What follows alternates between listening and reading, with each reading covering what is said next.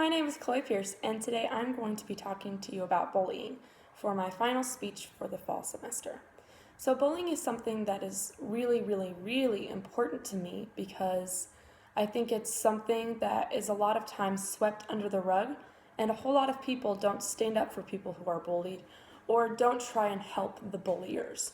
So, today I'm just going to talk a little bit about facts, reasons why bullying is important to me. And also, I have a visual aid that will help explain how bullying can affect people. So, did you know that 70% of students have been bullied?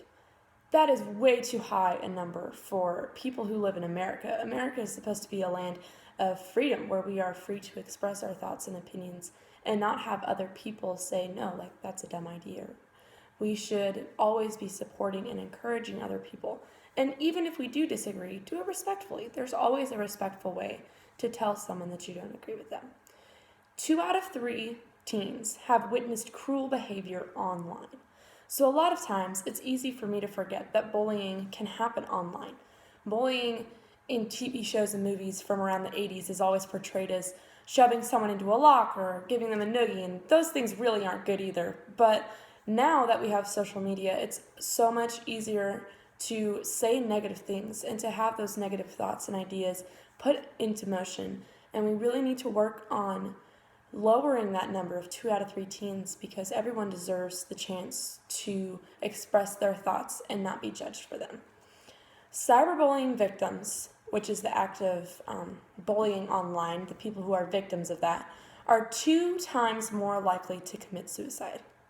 Suicide is something that is a serious problem among teens in the United States, and cyberbullying and bullying can be a serious way of influencing that and making that happen and causing that. So let's really try to shut that down.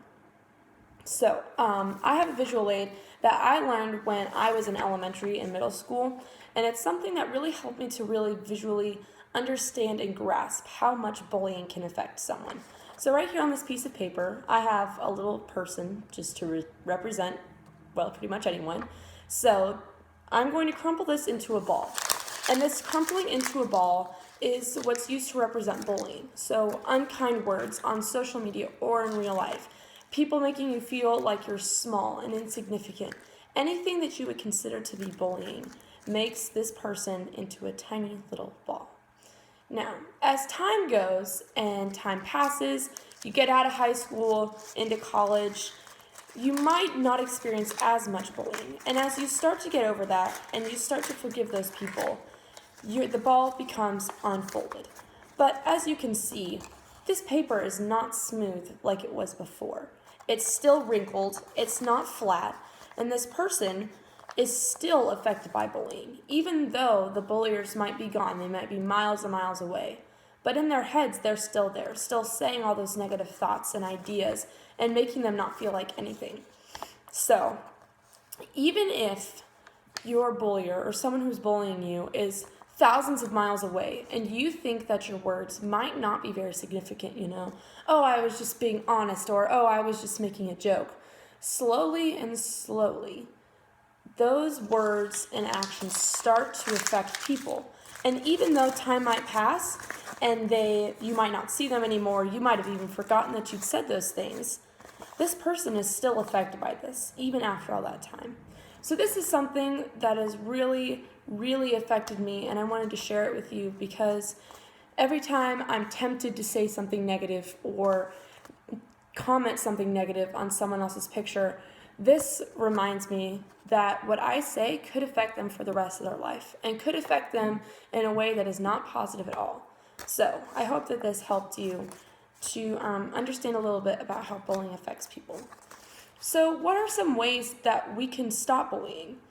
The first one is if every single person committed to not bullying, there would be no problem.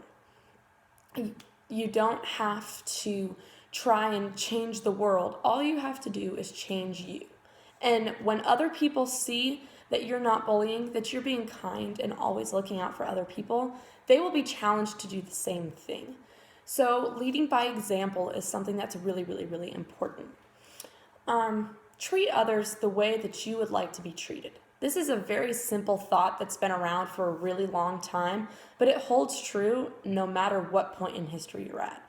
Treat others the way you would like to be treated. Would you appreciate if someone said that ugly comment to you? Probably not, no. So let's always be looking out for other people by making sure that they are treated the way that you would want to be treated.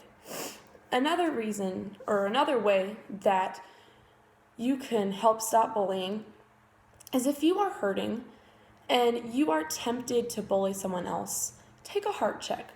People who bully other people are usually hurting inside, and that anger or sadness that flows out from the hurt that they're feeling is spilling onto other people and coming out in the action of bullying. So if you see someone who's bullying someone else, go up and say, hey, well, first, please stop that. That's not very nice, but are you okay? So checking in with the bullier is something that it's not a very common opinion, but I think it's something that would really help the bullying problem. So thank you for listening to my thoughts and ideas on bullying, and I hope that you are able to put these actions into place in your life. Thank you.